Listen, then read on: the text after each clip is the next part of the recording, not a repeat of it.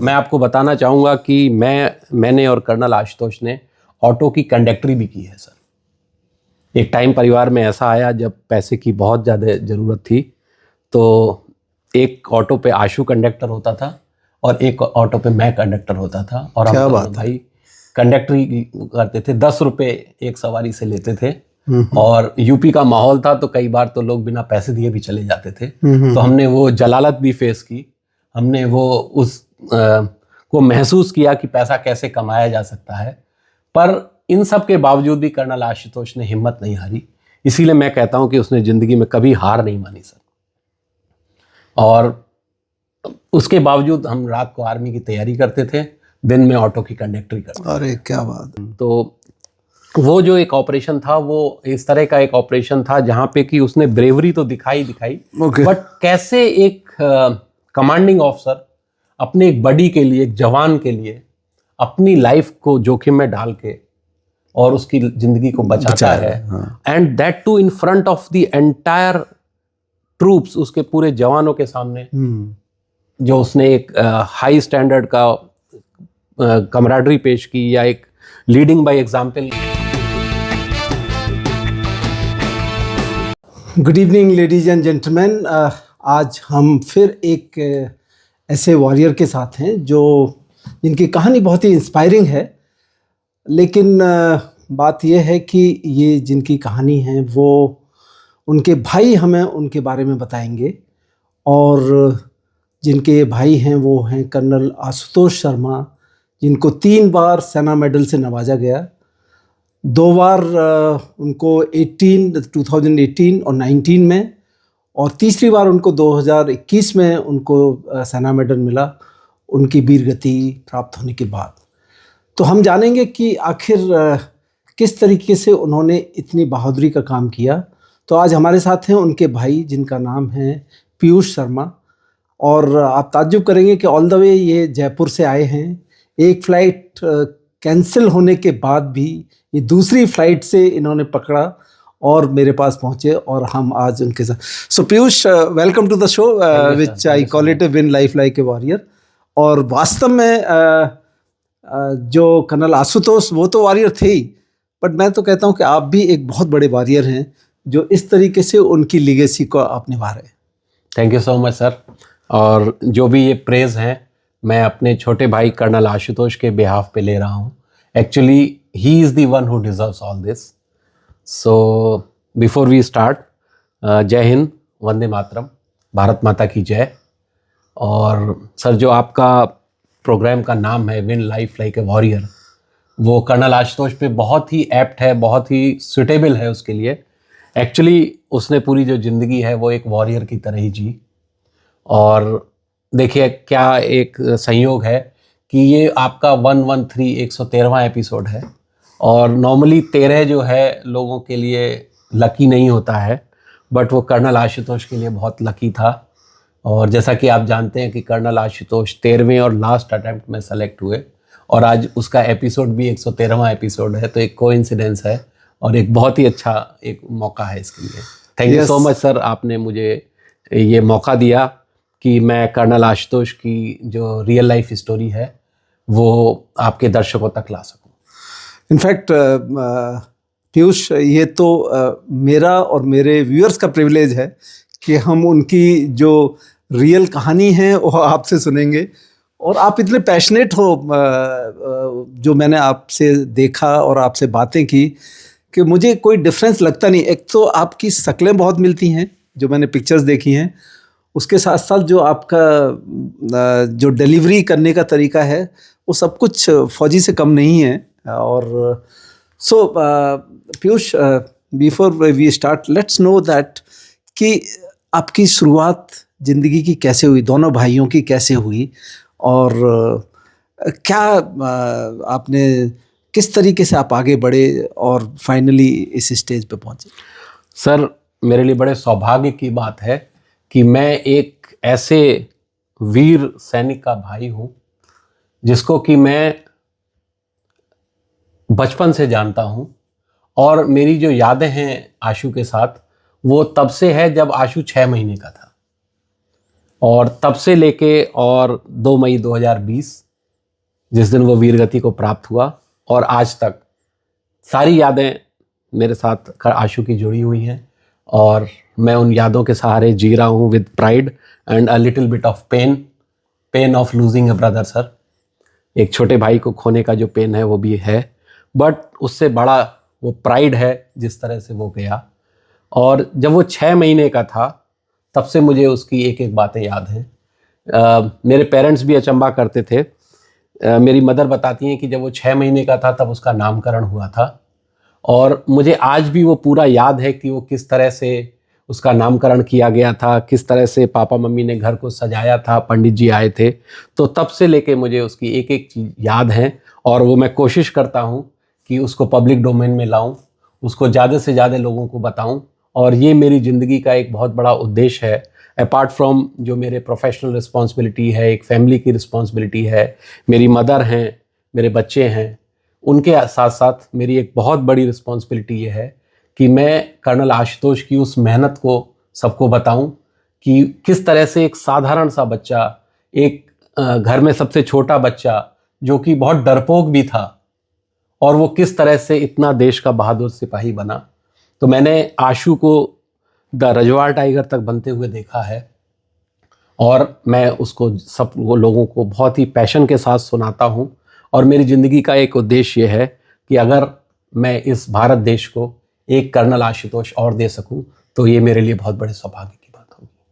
तो बचपन में कुछ बातें बताइए ना कि किस तरीके से आप उनको डरपोक बताते हैं और फाइनली किस तरीके से उनकी वो जर्नी एसएसबी में और सीडीएस में जो जिस तरीके से उन्होंने उस एफर्ट को सहा, एज वी अंडरस्टैंड कि वो 13th अटेम्प्ट में सक्सेसफुल हुए थे, उसके बारे में थोड़ा सा वो जर्नी के बारे में बताइए। सर हम 3 भाई बहन हैं, सबसे बड़ी सिस्टर, फिर मैं और फिर आशु। तो छोटा होने के नाते हम उसको डराते थे, बोलते थे कि आशु अपने पीछे मत देखना, भूत बैठा हुआ है। तो जब हम रात को सोते भी थे तो आशु मम्मी से चिपक के सो जाता था जिससे कि उसको डर ना लगे और भूत के हम उसको कहानी किस्से सुनाते थे। तो बहुत डरता था, वो अकेले अंधेरे रूम में नहीं जाता था, वॉशरूम तक नहीं जाता था डर के मारे। तो इस तरह से वो बहुत डरपोक था, बट उसने अपने डर पे काबू पाया। और जब हम छोटे थे तभी से हमें प्रेरणा मिली और उसमें हमारी माता जी का बहुत बड़ा योगदान रहा उस प्रेरणा के लिए कि हम दोनों भाई आर्मी ज्वाइन करें, यूनिफॉर्म पहने।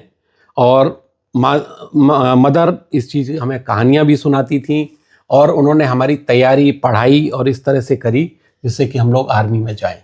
तो वहाँ से हमारे अंदर एक सैनिक बनने का जोश, जज्बा स्टार्ट हुआ और इसके ही आगे बढ़ाया कर्नल आशुतोष ने और वो एक आर्मी के ऑफिसर बने। तो एक चीज़ हाँ बताओ मुझे पीयूष कि जैसा मैंने पढ़ा कि वो 13th अटेम्प्ट में जाके सक्सेसफुल हुए थे, तो हाउ डिड ही मैनेज दो इमोशंस? आजकल तो 2 या 3 बार भी आदमी कोई अनसक्सेसफुल हो जाए तो वो उसका ब्रेकडाउन हो जाता है और वो उस रास्ते को छोड़ के किसी और रास्ते को पकड़ लेता है। बिल्कुल सर। हैं, या तो वो गलत आदतों में पड़ जाता है या फिर वो दूसरा प्रोफेशन चूज कर लेता है। बट ऐसा क्या आशुतोष में था? उसने कैसे अपने इमोशंस को कंट्रोल रखा और finally he did it till the last moment? Sir वैसे तो अगर आप देखें तो हर इंसान की ज़िंदगी जो है एक संघर्ष से भरी हुई है, एक इंस्पिरेशन है और हर आदमी किसी न किसी मुसीबत को आगे पीछे छोड़ के आगे बढ़ता है। और अगर आप देखें सैनिक की तो और भी ज़्यादा लाइफ इंस्पायरिंग होती है। आप खुद एक सैनिक रहे हैं, एक सेना में उच्च अधिकारी रहे हैं सर, तो आप खुद जानते हैं कि एक सैनिक के परिवार की क्या हार्डशिप्स होती हैं, किस तरह से पेरेंट्स बच्चे को आर्मी में भेजते हैं। यही एक बहुत टफ जॉब है। पर हर इसी तरह से आशु की भी स्टोरी है और सर आशु की स्टोरी की एक खासियत यह है कि उसने ज़िंदगी में कभी हार नहीं मानी। जी सर, उसने ज़िंदगी में कभी हार नहीं मानी और साथ में उसने मौत से भी हार नहीं मानी। मैं आज आपको दोनों वाकया सुनाऊंगा जहां उसने ज़िंदगी से हार नहीं मानी और जहां उसने मौत से हार नहीं मारी। पहले हम ज़िंदगी से स्टार्ट करते हैं। तो आशु को सिर्फ एक ही पैशन था ज़िंदगी में कि मुझे आर्मी में जाना है। यूनिफॉर्म का शौक था, बट शौक उसमें भी आर्मी का। तो वो सिर्फ आर्मी के ही फॉर्म भरता था, कंबाइंड डिफेंस सर्विसेज के ही फॉर्म भरता था, और सीडीएस का जो एग्ज़ाम है उसकी तैयारी कर रहा था। और उसने पहला अटेम्प्ट दिया, उसमें वो सेलेक्ट हो गया, इंटरव्यू देने के लिए गया और वहाँ एसएसबी में रिजेक्ट हो गया। तो यहाँ से कर्नल आशुतोष का एक सिलेक्शन का और रिजेक्शन का सिलसिला शुरू हुआ। और सबसे बड़ी और जो एक इंस्पायरिंग बात है जो यंगस्टर्स के लिए बहुत इंस्पायरिंग है, और अच्छी बात क्या है कि कर्नल आशुतोष की अगर आप लाइफ जर्नी को देखें सर, तो उसमें हर आदमी अपने को कनेक्ट पाता है। बिल्कुल बिल्कुल। एक सैनिक की स्टोरी तो बहुत इंस्पायरिंग होती है और फुल ऑफ सेक्रीफाइस होती है, और उनकी और ज़्यादा इंस्पायरिंग हो जाती है जो वीरगति को प्राप्त करते हैं। बिल्कुल। बट आशु की स्टोरी में अगर आप देखेंगे तो हर उम्र के इंसान को कहीं ना कहीं वो कनेक्ट करते हैं, या हर इंसान अपने को कनेक्ट पाएगा कर्नल आशुतोष की स्टोरी से, चाहे वो सिलेक्शन का हो, चाहे वो आर्मी ऑफिसर का हो, चाहे वो अंतिम वो हो, चाहे वो उस गरीबी का हो, उस माहौल का हो जहाँ से वो निकले। जो एक मध्यम वर्गीय परिवार में जिस तरह की हार्डशिप्स हम देखने को मिलती हैं, जहाँ पे कि फाइनेंस की प्रॉब्लम होती है, पैसे की प्रॉब्लम होती है, और उसमें भी आदमी अपना लक्ष्य नहीं खोता है। बहुत बड़ी बात। मैं आपको बताना चाहूँगा कि मैंने और कर्नल आशुतोष ने ऑटो की कंडक्टरी भी की है सर। एक टाइम परिवार में ऐसा आया जब पैसे की बहुत ज़्यादा ज़रूरत थी, तो एक ऑटो पे आशु कंडक्टर होता था और एक ऑटो पे मैं कंडक्टर होता था, और हम दोनों भाई कंडक्टरी करते थे। 10 रुपये एक सवारी से लेते थे, और यूपी का माहौल था तो कई बार तो लोग बिना पैसे दिए भी चले जाते थे। तो हमने वो जलालत भी फेस की, हमने वो को महसूस किया कि पैसा कैसे कमाया जा सकता है। पर इन सब के बावजूद भी कर्नल आशुतोष ने हिम्मत नहीं हारी। इसीलिए मैं कहता हूं कि उसने ज़िंदगी में कभी हार नहीं मानी सर। और उसके बावजूद हम रात को आर्मी की तैयारी करते थे, दिन में ऑटो की कंडक्टरी करते थे। अरे क्या बात है, क्या बात है। व्यूअर्स, मैं एक चीज़ यहाँ बताना चाहता हूँ कि जहाँ लोग एक एग्ज़ाम, 2 एग्ज़ाम, 3 एग्ज़ाम में बीच में कहीं फेल भी हो जाते हैं, बट आशुतोष और 13th एग्ज़ाम तक सीडीएस को पास किया। केवल फेल हुए तो वो एसएसबी में हुए, और 13th अटेम्प्ट में जाके उनका रिटन भी था, और उसके बाद एसएसबी भी क्लियर हुआ। Imagine the kind of commitment, kind of dedication and kind of emotional strength. लोग ब्रेक डाउन हो जाता है। मुझे यहाँ एक चीज़ याद आ रही है पीयूष की, उन्होंने ये भी बोला था, शायद कहीं मैंने पढ़ा था, कि यदि मैं नहीं अफसर की सेलेक्ट हुआ तो मैं जवान बन के जाऊंगा और वहाँ फिर मैं अफसर बनूंगा। बिल्कुल सही कहा सर आपने। जैसा आपने बताया, आशु ने 13 बार आर्मी की अटेम्प्ट दिया, और पहले अटेम्प्ट से लेके 13वें अटेम्प्ट तक हर बार वो रिटन क्लियर होता था, और पहले अटेम्प्ट से 12वें अटेम्प्ट तक हर बार एसएसबी से बाहर हो जाता था। कभी किसी दिन पहले दिन ही स्क्रीन आउट हो जाता था, कभी किसी सेकेंड डे, कभी थर्ड डे, या कभी लास्ट में। बट 12 बार रिजेक्ट होना और अपने विश्वास को बना के रखना, अपने फैसले पे अडिग रहना, अगर आपको सीखना है तो कर्नल आशुतोष इसकी बहुत बड़ी मिसाल है। और मेरे ख्याल से हर इंसान को इस चीज़ से प्रेरणा लेनी चाहिए कि हम तब तक अपने फैसले पे अडिग रहें, या उस चीज़ को पाने के लिए अडिग रहें जो हमने सोच लिया है। आजकल बच्चे थोड़ी सी परेशानी में ही ड्रग्स लेने लगते हैं, डिप्रेशन में चले जाते हैं, सुसाइडल अटैम्प्ट्स करते हैं, माँ बाप को परेशान करते हैं। माँ बाप बहुत परेशान रहते हैं कि बच्चा हमारा परेशान है। पर कर्नल आशुतोष ने, मैंने कहा ना, ज़िंदगी से हार नहीं मानी, और ये उसका कॉन्फिडेंस लेवल था कि वो रिज़ल्ट देखने ही नहीं जाता था। उस टाइम ऑनलाइन एग्ज़ाम नहीं, रिज़ल्ट नहीं आते थे। 2 रुपये का एम्प्लॉयमेंट न्यूज़ आता था, पता है, और उसमें से वो रिज़ल्ट देखते थे। तो आशु 1-2 बार के बाद वो एम्प्लॉयमेंट न्यूज़ लेने ही नहीं जाता था, या तो डायरेक्ट यूपीएससी से कॉल लेटर आ जाता था इंटरव्यू का कि आपका फलाने एसएसबी सेंटर पे इंटरव्यू है, या फिर उसका कोई फ्रेंड फ़ोन करके बताता था कि आशु तेरा सिलेक्शन हो गया। तो कहता था कोई नई बात हो तो बता। तो ये विश्वास था आशु को अपने, क्या बात है, कि मैंने इंटरव्यू रिटर्न दिया है तो मेरा सिलेक्शन हो गया, इससे मेरे कोई नहीं छीन सकता। एसएसबी के लिए मैं कुछ नहीं कर सकता, क्योंकि इसमें बहुत सारे फैक्टर्स होते हैं सिलेक्शन के लिए। तो ये उसका कॉन्फिडेंस था सर। और इसी कॉन्फिडेंस में एक चीज़ और मैं बताऊंगा कि 1999 में कारगिल वॉर चल रहा था और आशु करीब 7-8 बार रिजेक्ट हो चुका था। ओहो। तो हमारे घर में एक मंदिर है, तो मंदिर के बाहर मेरी वाइफ देखती थी कि भैया के स्लीपर्स उतरे हुए हैं, तो वो समझ जाती थी कि भैया मंदिर के अंदर हैं और रो रहे हैं। ओहो। आशु मंदिर के अंदर बैठ के रो रहा होता था। और क्यों रो रहा होता था कि मैं आज यहाँ आर्मी में एसएसबी में रिजेक्ट हो रहा हूँ, मुझे आर्मी में होना चाहिए था, आज मैं करगिल वॉर लड़ता और मैं आज रिजेक्ट हो रहा हूँ, मुझे करगिल में होना चाहिए था। आप सोचिए कि जो बच्चा 6-7-8 बार रिजेक्ट हो गया, मतलब 4-4.5 साल उसने लगा दिए और उसको रिजेक्शन मिल रहा है, और फिर भी उसके अंदर ये विश्वास है कि मुझे आज कारगिल में होना चाहिए था। मेरी वाइफ आशु को हाथ पकड़ के लेके आती थी, भैया आप परेशान मत हो, आपका सिलेक्शन हो जाएगा, आप तैयारी करो। तो इस तरह से चीज़ें बातें बढ़ती गई। What a commitment, what a commitment, and what a patriotism. My God. Sir, अच्छा, तो जब finally he crack the SSB, I believe he went to the OTA sir, sir, and मैंने सुना अभी रिसेंटली ओटीए ने उनके नाम से कुछ स्लोगन भी डाल दिया है और कुछ बस्ट भी उनका बनाया है, उसके बारे में थोड़ा बताइए। जी सर, मैं बताता हूँ, पर उससे पहले मैं एक चीज़ और जो आपने बताइए। पूछा था कि उसने बोला कि मैं जवानों के एंट्री में जाऊँगा, तो जब 11-12 अटैम्प्ट हो गए तो मैं, मेरी वाइफ, हम लोग पूछते थे कि भैया अभी तो आपका सिलेक्शन नहीं हो पा रहा है, तो अगर लास्ट अटेम्प्ट रह गया है, इसमें भी नहीं हुआ तो क्या करोगे? तो वो बड़े धीरे से मुस्कुराते हुए बोलता था, भैया मैं भर्ती रैली में जाऊंगा, जवान बनूंगा और वहाँ से इंटरनल एग्ज़ाम देके आर्मी ऑफिसर बनूंगा, पहनना मुझे यूनिफॉर्म है, बनना मुझे ऑफिसर है। क्या बात, क्या बात है। तो इस तरह से उसका वो था। और फिर लास्ट अटेम्प्ट में वो एसएसबी इलाहाबाद से सेलेक्ट हुआ। उसका पहला इंटरव्यू भी एसएसबी इलाहाबाद में ही हुआ था, वहीं से उसका रिजेक्शन का सिलसिला शुरू हुआ था। Allahabad is supposed to be rejection. Exactly, Allahabad को लोग रिजेक्शन सेंटर ही कहते हैं। आशु ने अपनी जिंदगी में एक्चुअली सर बहुत सारी मिथ्स को तोड़ा। I know. जैसे मैंने बोला कि वो 13th अटेम्प्ट, लोग 13 को अनलकी नंबर कहते हैं, वो 13th अटेम्प्ट में सेलेक्ट हुआ।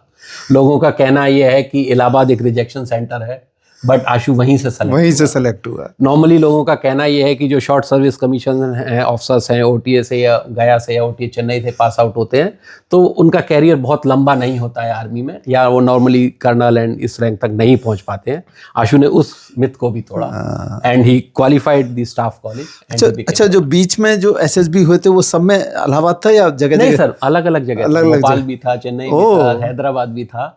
और आई एम फ्रॉम भोपाल। अच्छा अच्छा, तो मैं उसको जाता था ट्रेन पे लेने, जब वो रिजेक्ट होके वापस आता था तो मैं उसको ट्रेन में लेने जाता था। और ऑनलाइन टिकट्स तो होते नहीं थे, तो इधर से तो वो टिकट करवा के जाता था, बट उस वहाँ पता नहीं होता था कि आज फर्स्ट डे रिजेक्ट होगा, सेकंड डे होगा। तो वो बेचारा स्लीपर क्लास में या जनरल क्लास में वॉशरूम के पास अखबार बिछा के वॉशरूम के पास बैठ के 1 रात 2 रात सफ़र करके आता था, और उसकी आंखें लाल हो रखी होती थी और वो रास्ते पर रोता हुआ आता था। और फिर मुझसे बड़ा गले लग के रोता था कि भैया मैं तुम्हें सेलेक्ट होके दिखाऊंगा, मैं तुम सबका नाम बहुत ऊंचा करूंगा, मैं देश का नाम बहुत ऊंचा करूंगा, मेरे पे विश्वास रखो और मैं तुम्हें सेलेक्ट होके दिखाऊंगा। तो जब वो सेलेक्ट हो गए थे उस टाइम, जब उस बार जब वापस आए थे तो क्या माहौल था? सर बहुत ही खुशी का माहौल था। और एक्चुअली उसने फ़ोन पे हमें बताया कि भैया मेरा सिलेक्शन हो गया है, बस इतना ही वो बोल पाया और इतना ही हम लोग सुन पाए। मेरे पास ही फ़ोन आया था, उस टाइम मोबाइल नए नए स्टार्ट ही हुए थे, तो बस वो इतना ही फ़ोन पे बोल पाया था और मैं इतना ही सुन पाया।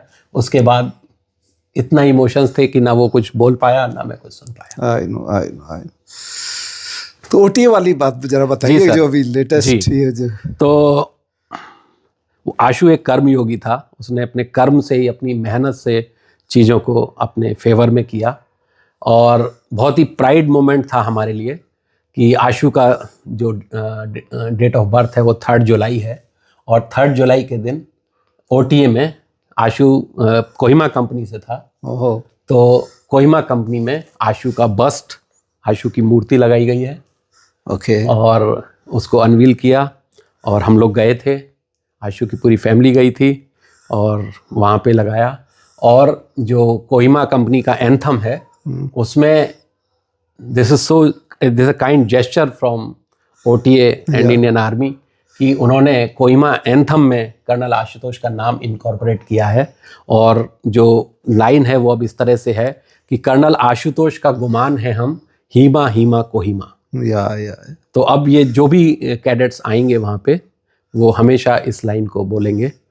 तो इससे बड़ा और क्या एक वो हो सकता है। अमर हो गए, अमर हो गया।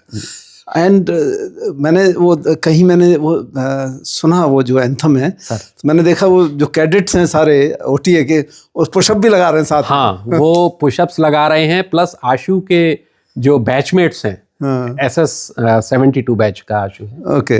तो SS 72 के जो वो हैं बैचमेट्स हैं, वो भी कैडेट्स के साथ साथ पुशअप्स लगा रहे हैं। अच्छा, वो भी आए थे सारे? हाँ, वो भी आए थे, जो भी जितने भी आसपास से थे, काफी लोग आए थे। क्या बात है। तो वो सारे जो कुछ सर्विंग ऑफिसर्स हैं, हाँ, कुछ सर्विंग कर्नल्स हैं, हाँ मैं देखा। हाँ जी, तो वो सब कैडेट्स को बकअप करने के लिए साथ में पुशअप्स लगा रहे हैं। एंड लेडीज सब बैठ के वॉच कर रही हैं। हाँ, बिल्कुल बिल्कुल। व्हाट अ प्राइड मोमेंट की पल्लवी कर्नल आशुतोष की वाइफ, मेरी वाइफ, आशु की बिटिया, हम लोग सब देख रहे हैं कि वो आशु किस तरह से कैडेट्स में जोश भर रहा है और किस तरह से देश की धड़कन बन गया है। करेक्ट। God bless. अच्छा, आपको जैसे आप बड़े भाई थे सर, तो आशुतोष आपको सब बताते थे, हाँ, चाहे वो एसएसबी था या उससे पहले भी था, बचपन से लेके। तो उसके बाद मैंने जो पढ़ा उनके बारे में कि उनका करियर इतना ऊंचा था और इतने मेहनती और वो कर्तव्यनिष्ठवान थे कि हर कोर्स में वो उनको आई ग्रेडिंग मिला। हर एक कोर्स में उन्होंने इतना मेहनत से काम किया। तो क्या उसके बारे में भी आपको बताते थे हर उसमें कि किस तरीके से प्रोग्रेस हो रही है उनकी आर्मी में? आशु का जो सक्सेस का एक बहुत बड़ा रीजन था सर, वो था उसका पैशन। हाँ, उसने कभी कंप्लेंट ही नहीं करी। मतलब throughout his career, OTA Chennai, जहाँ का चेन्नई का वेदर कहते हैं हॉट, हॉट और हॉटेस्ट, तीन ही वेदर होते हैं। तो इतनी गर्मी में, इतने टफ कंडीशंस में, इतने ह्यूमिड कंडीशंस में ट्रेनिंग बहुत ही टफ होती है। और हमने आशु को कभी सुना ही नहीं कि आशु ने कभी कंप्लेंट की हो कि बहुत टफ ट्रेनिंग है, या मैं परेशान हो गया, डिहाइड्रेशन हो गया, बीमार हो गया। एंड इवन जब बैचमेट से भी मैं मिला, वैसे भी मेरी बात होती रहती है, तो हमेशा यही कहते थे कि आशु हमेशा मुस्कुराता हुआ मिलता था और खुद तो मोटिवेटेड रहता था, बाकी लोगों को मोटिवेट करता था। जो पीछे रह जाते थे, जो थक जाते थे, जो परेशान हो जाते थे, उनको बकअप करता था, चीयर करता था, उनको तैयारी कराता था, उनके साथ दौड़ लगा रहा है, क्रॉस कंट्री की तैयारी करा रहा है। तो वो सबसे बड़ा आशु का जो सक्सेस फैक्टर था वो यही था कि उसने आर्मी को पैशन की तरह जिया और उसको वो इतना एंजॉय करता था कि कभी उसके बारे में उसने क्रिम ही नहीं किया। तो इसी वजह से उसने जो भी किया वो फिर उसके बाद एक हिस्ट्री बन गया, या हम कह सकते हैं न भूतो न भविष्यति। तो इस तरह से उसने काम किया और हर कोर्सेज में उसके बेस्ट ग्रेडिंग आना, और वहाँ भी तैयारी करना, खुद तैयारी करना और दूसरों को तैयारी करना। ये बात है ना जी सर, इम्पोर्टेंट है कि दूसरों को भी साथ लेके चलना, दूसरों को साथ में लेके। असली लीडरशिप तो वही होती है। उसने स्टाफ कॉलेज किया। आप तो जानते ही हैं सर कि स्टाफ कॉलेज एक कितना टफ कॉम्पिटिशन है। ऑफ कोर्स उसको इंडियन आर्मी का अगर हम IIT कहें तो कम नहीं, IIT नहीं IAS कह सकते हो आप। और जो बच्चा 12 बार रिजेक्ट हुआ हो और वो स्टाफ कॉलेज पहली बार में, तो ये एक पैशन की बात है। और उसमें भी एक अच्छी बात आप देखिए, उसके बाद जब वो कमांड भी कर रहा था यूनिट सर, तो उस टाइम पे भी जो उसके साथ के कलीग्स, उसके जो फ्रेंड्स हैं, वो स्टाफ कॉलेज की तैयारी कर रहे थे, 21 RR से उनके लिए नोट्स बना के भेजता था। आप सोचिए, एक 21 RR, एक राष्ट्रीय राइफल बटालियन का CEO होना क्या होता है। और मुझे ध्यान नहीं कि किसी भी दिन वो 3 से 4 घंटे जैसे ज़्यादा सोया हो।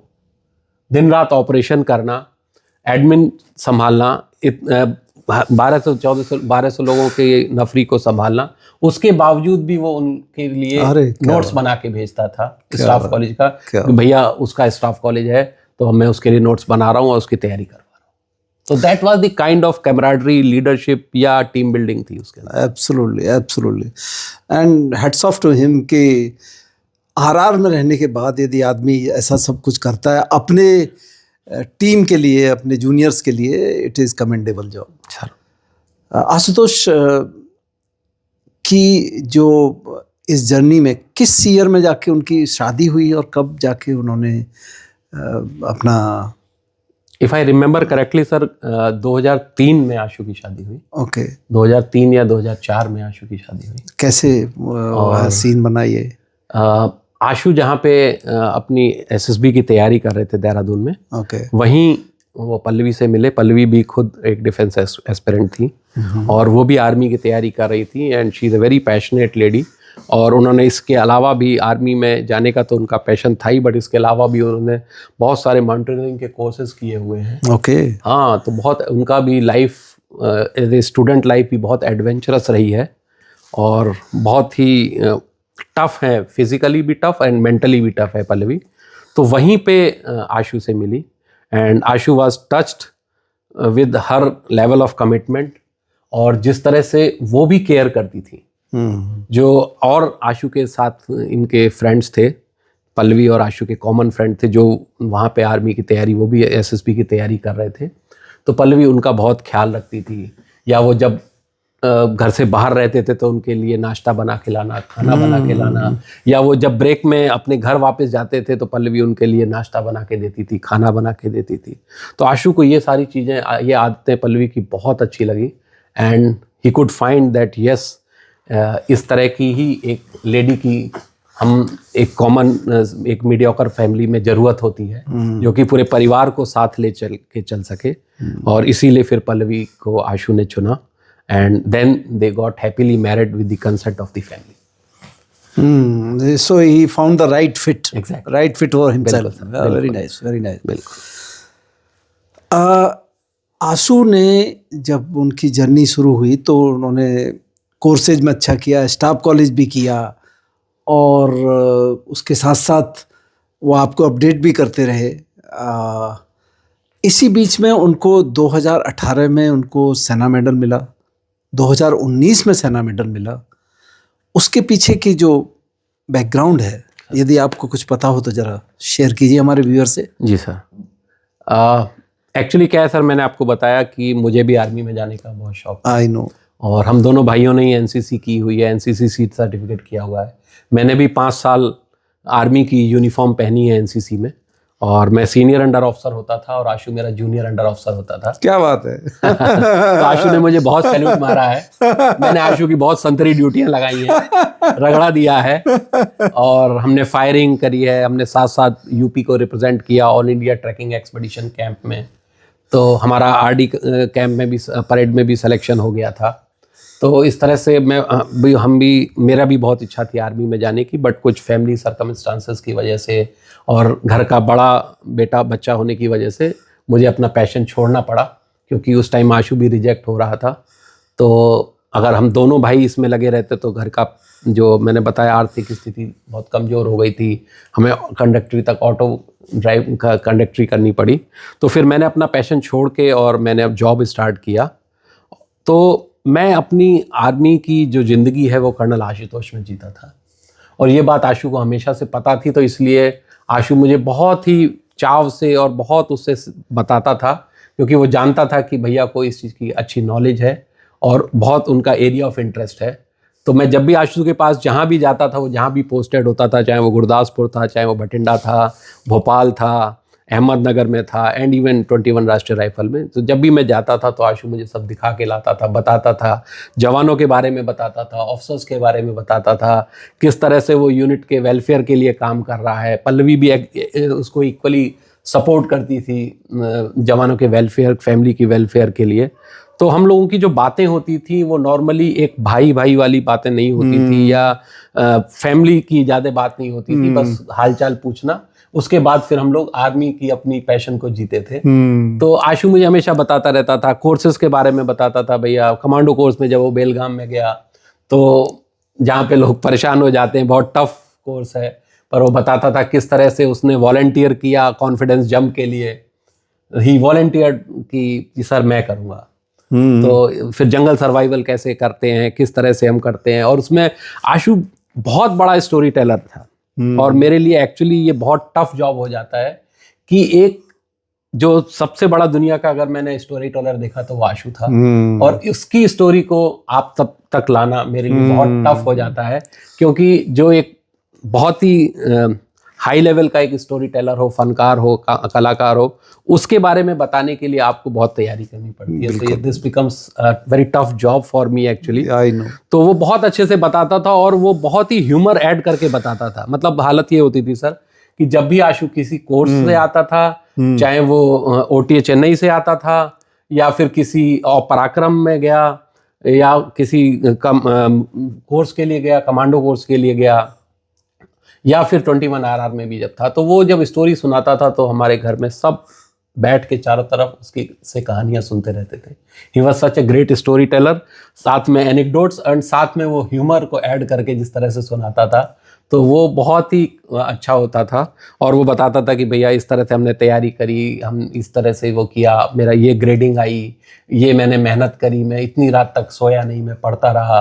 मिसाइल पायलट बैच जो है एक जो कि मैकेनाइज्ड फोर्सेस के लिए करेक्ट बहुत ही बड़ा एक मोमेंट ऑफ प्राइड या एक प्रेस्टिजियस वो होता है। तो किस तरह से उसने वो मिसाइल पायलट बैच अर्न किया, तो इस तरह से वो हमें बताता रहता था। And he was a gunnery instructor actually sir. तो अहमदनगर पोस्टेड था वो। जी सर। Okay okay. तो वो हमेशा अपने बारे में इस तरह से सुनाता रहता था कि मैंने किस तरह से वो कोर्स किया। And coming back to the operation sir जो आप कह रहे हैं, तो जो आशु को दूसरा सेना मेडल मिला वो एक ऑपरेशन आशु ने किया था नवंबर 2018 में। ओके। और ये पब्लिक डोमेन में है एक्चुअली। और ये यूट्यूब पे अगर आप देखेंगे तो आशु खुद मीडिया को बता रहा है। करेक्ट। जब उसको सेकंड सेना मेडल मिला है तो वो खुद इंटरव्यू दे रहा है। तो वो जो एक ऑपरेशन था वो इस तरह का एक ऑपरेशन था जहां पे कि उसने ब्रेवरी तो दिखाई बट कैसे एक कमांडिंग ऑफिसर अपने एक बडी के लिए, एक जवान के लिए अपनी लाइफ को जोखिम में डाल के और उसकी जिंदगी को बचाता है। And that too in front of the entire troops, उसके पूरे जवानों के सामने जो उसने एक हाई स्टैंडर्ड का कमराडरी पेश की या एक लीडिंग बाय एग्जाम्पल का एक वो पेश किया, वो काबिले तारीफ है। और ये जो ऑपरेशन है ये डेलाइट ऑपरेशन था सर। Okay okay. और आशु को इन्फॉर्मेशन मिली थी कि एक जो फॉरेन टेररिस्ट है वो रेकी कर रहा है। ओके। और he is planning to attack an army convoy. Okay. और आपको जान के अच्छा लगेगा कि जो पुलवामा का इंसिडेंस है उससे करीब 2-3 महीने पहले, ओके, ये नवंबर में आशु ने ऑपरेशन किया और पुलवामा का अटैक जो है फरवरी में हुआ था। ओके। तो 3 महीने पहले सेम ऑपरेशन, सेम तरह का देवर प्लानिंग। Okay okay. तो आप सोच सकते हैं कि आशु ने कितने बड़े एक रिस्क को, एक इंसिडेंस को टाल दिया। और आशु खुद कह रहा था कि भैया जब ये पुलवामा का अटैक हुआ उसके बाद मेरे पास इतने सीनियर ऑफिसर्स के तरह जगह जगह से फोन आए, then they could understand the gravity of that operation जो आशु ने नहीं होने दिया, कि कितना बड़ा उसका इम्पैक्ट हो सकता था। और इसको इंफॉर्मेशन मिली कि एक टेररिस्ट जो है एक रेकी कर रहा है and he is planning to attack the army convoy. तो आशु का इंफॉर्मेशन जो थी बिल्कुल सटीक थी। और मेरे आशु के जो मॉर्टल रिमेन्स थे उसके साथ आशु के क्यूआरटी के और आशु के जवान और ऑफिसर्स आए थे। और आशु ने तो जो उस पर बताया मीडिया में वो तो है ही है, बट उन्होंने भी मुझे बताया और जिस तरह से उन्होंने बताया वो एक बहुत बड़ा एग्जाम्पल है कि किस तरह से आपकी टीम आपको परसीव करती है या किस तरह से एक यूनिट ट्रिपल सेंचुरियन कहलाती है, किस तरह से commanding officer lead by front करता है और तब उस यूनिट को यूनिट साइटेशन मिलता है, गैलेंट्री अवार्ड्स मिलते हैं और वन ऑफ द फाइनेस्ट राष्ट्रीय राइफल यूनिट क्यों कहलाती है वो। तो मुझे जवान ने बताया, आशु के जवानों ने, क्यूआरटी के और ऑफिसर्स ने बताया कि सर नवंबर का बात है और हंदवाड़ा कश्मीर में उस टाइम पे अच्छी खासी ठंड हो जाती है और संडे का दिन था वो साहब। तो सीओ सर के साथ हम लोग किसी कंपनी में गए थे और वहाँ से दोपहर को आए और साहब ने बोला कि बच्चू, आशु अपने प्यार से अपने जवानों को और यंग ऑफिसर्स को बच्चू कहता था। तो बोला कि बच्चू एक काम करो, अभी कहीं नहीं जाना है, तुम सब रेस्ट करो, ठंड हो रही है, रेस्ट करो और अब कल देखेंगे। तो कह रहे साहब, हमने कहा चलो अच्छा है, हम रेस्ट करते हैं। हम कपड़े वपड़े अपने धोने होने लगे तो सडनली 10 मिनट बाद मैसेज पास हुआ कि लॉन्च होना है। तो कह रहा है साहब, मैं जवान की लैंग्वेज में और जवान के एक्सेंट में बताऊंगा, क्योंकि जो 21 RR में या ब्रिगेड ऑफ द गार्ड्स में जवान हैं वो ज़्यादातर हरियाणा, वेस्टर्न यूपी और इधर से हैं। तो कह रहे हैं साहब, हमने कहा ये हमारा CEO साहब ना तो खुद आराम करे और ना हमें आराम करने दे। कि अभी तो साहब ने बोला कि बच्चों जाओ आराम करो और अभी कहीं नहीं जाना है, और अभी 10 मिनट बाद साहब बोला चलो। साहब, अब हमारे साहब का ऑर्डर था तो हम लॉन्च हो गए साहब। कह रहे साहब, हम साहब ने हमें एक जगह ले जाके सबको गाड़ी रोकी और बोला कि तुम यहाँ पे लग जाओ, यहाँ पे लॉन्च हो जाओ। सबको हमारी पोजीशंस बताई और बोला कि साहब देखो, यहाँ पे एक गाड़ी आके रुकेगी और उसमें से 3 बंदे उतरेंगे। एक बंदा जो है 6 फुट 3 इंच का है, 2 छोटी हाइट के हैं, जो बड़ा वाला बंदा है उसने ब्लैक फिरन पहनी हुई है और वो टेररिस्ट है। तो और बोला कि सब अपनी अपनी जगह खड़े हो जाओ। कह रहा साहब, हम एक दूसरे की शक्ल देख के और ये कह रहे साहब तो ऐसे बता रहे हैं जैसे कि यहाँ पे पिक्चर की शूटिंग होगी, कि वो साहब एकदम ऐसे आके रुकेगा। सर, ऑपरेशंस में कहाँ इस तरह से होता है, मतलब this is not a play कि जहाँ पे आप सब कुछ आपका फिक्स है। कह रहा साहब, आप यकीन मानिए, सेम उसी तरह से एक गाड़ी आई, गाड़ी वहां रुकी। साहब ने थोड़ा आगे एक नाका लगवा दिया था 200 मीटर पे, वो जानबूझ के लगा दिया था। तो वो टेररिस्ट ने बोला कि गाड़ी यहीं रोक दो, आगे काफिरों की फौज खड़ी है।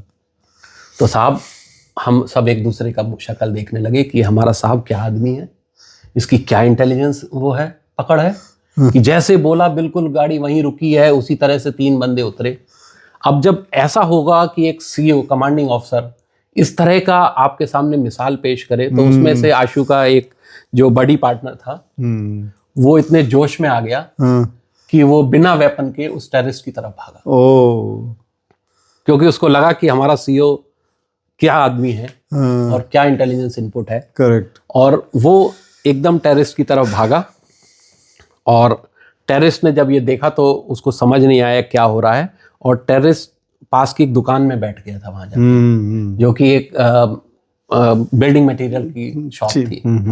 तो अब वो टेररिस्ट वहां से चलने लगा। ओके। और इनपुट ये भी था कि वो उसके पास AK नहीं है, उसके पास पिस्टल है और 3 ग्रेनेड्स है। Okay okay. क्योंकि वो एक रेकी कर रहा था, तो उसने बड़ा वेपन नहीं था उसके पास।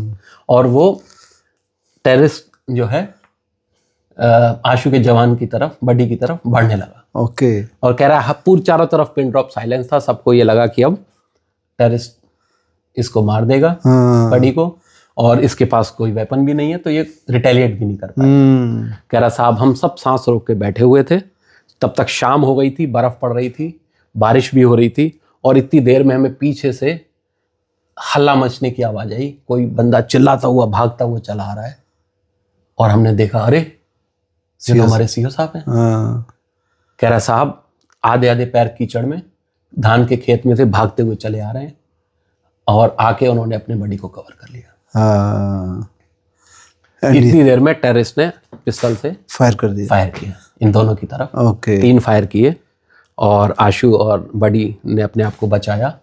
तब तक दूसरा आशु का जो जवान है वो गन लेके आया, तो दोनों को गन दी, और इन्होंने जो फायर किया बिल्कुल पिक्चर की तरह से। अच्छा, दोनों पे ही गन नहीं थी? दोनों पे गन नहीं थी, आशु भी गन लेके नहीं आया था। जी। तो इन्होंने, और आशु ने इमीडिएटली उसको फायर किया। तो जो पहला फायर था वो उसकी पिस्टल पे लगा, तो वो पिस्टल उसकी लॉक हो गई और वो दूर गिर गई। तो टेररिस्ट ने पिन खींचना शुरू किया ग्रेनेड का, और गोली लगी हुई है टेररिस्ट के, और वो पिन खींचता हुआ इन दोनों की तरफ चलता आ रहा है। अच्छा जी। तो इन दोनों ने अपनी अपनी AK से पूरी मैगजीन खाली कर दी। गोली लगे होने के बावजूद वो चलता चला आ रहा है और पिन खींचता जा रहा है। आशु ने फिर अपने LMG गनर को बोला, और उसने उसके पैर पे गोली मारी, नी पे। जब उसके गोली लगी तो तब तक वो पिन खींच चुका था, बट जो उसके पैर में गोली लगी उसकी वजह से वो गिर गया। टेररिस्ट जो है टर्न कर गया, और वो जो ग्रेनेड का इम्पैक्ट था वो टेररिस्ट की बॉडी पे आ गया, और आशु के और इसके जवान के ऊपर पूरे ब्लड और फ्लैश उसके टेरेस के आगे। ओह और ये सारी चीज पूरी यूनिट देख रही है। ओह और तब तक एसओजी, सीआरपीएफ और कश्मीर पुलिस और इन सब के लोग भी आ गए, और वो हंडवारा सोपोर हाईवे था, तो तब तक सिविलियंस भी देख रहे थे। अब इमेजिन करिए कि पूरे लोग एक उसके 21 RR के देख रहे हैं कि हमारा सीओ किस तरह से एक बडी के लिए अपनी जान की परवाह न करते हुए फ्रंट से विदाउट वेपन और 5 फुट की दूरी से कर्नल आशुतोष ने उसको बचाया, मारा, और उसके लिए फिर आशु को दूसरा सेकंड गैलेंट्री अवार्ड मिला था सर। व्यूअर्स, मैं यहाँ एक चीज़ बताता हूँ। अभी पीयूष ने जो बोला ना कि 3 सेंचुरियन बोलते हैं उस यूनिट को, 21 RR को, उसका रीजन है कि इन्होंने अभी तक 300 टेररिस्ट को एलिमिनेट किया है, इसीलिए उसको 3 सेंचुरियन बोलते हैं।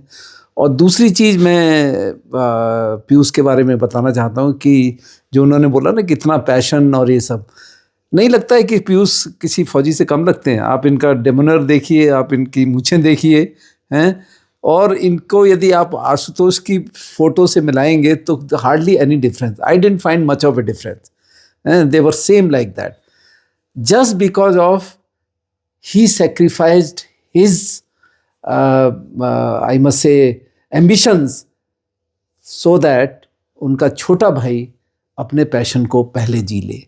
और इन्होंने अपनी जिम्मेवारी ली घर को चलाने की, इन्होंने तभी से काम करना शुरू कर दिया जिससे इनके छोटे भाई और बहनों को कोई दिक्कत नहीं। वो हैं ये पीयूष, और आज भी वो वही कर रहे हैं। So what a Piyush, hats off to you sir. You are so kind and humble and generous in your words, and believe me sir, मैंने जो भी किया है वो एक बच्चे, परिवार का एक सदस्य होने के लिए, एक परिवार का बड़ा बेटा होने के लिए, एक बड़ा भाई होने के लिए किया है। एंड मैं कभी भी नहीं सोचता, और कभी भी मैंने ऐसा कुछ नहीं किया जो एक्स्ट्रा ऑर्डिनरी किया हो।